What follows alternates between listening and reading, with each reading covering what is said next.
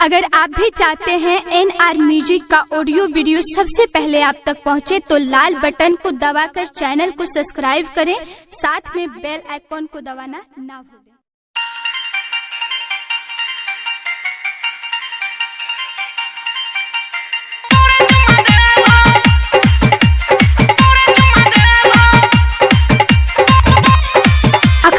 सुन रहे छी NR म्यूजिक के शानदार प्रस्तुति।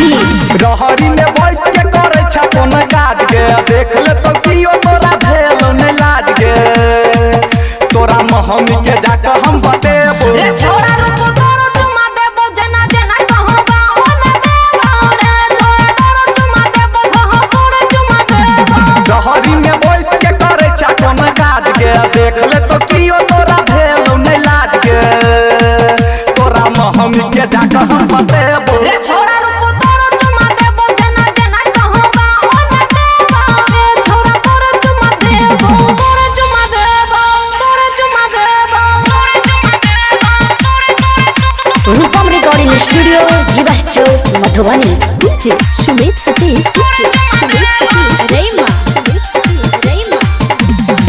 कहने रहियो हम जे तोरा मान ले नहीं बात गे। केते दिन के बाद गे छौरी एले हमरा हाथ गे। तोहर मारल हम थप्पड़ ने भूलेबो रे छोरा रूप तोरो चुमा देबो, जना जना कहबा ओने देबो रे छोरा तोरो चुमा देबो, हो तोरो चुमा देबो। अखन अहाँ सब सुन रहे छी NR म्यूजिक के शानदार प्रस्तुति। रूपम रिकॉर्डिंग स्टूडियो जीवा चौक मधुबनी। सुमित सतीश, रेमा, गायक अंचल कहौ तोरा भेल नहीं एहन खेला गे। नहीं तो एक दिन तोरा संगे भ जेतौ झमेला गे।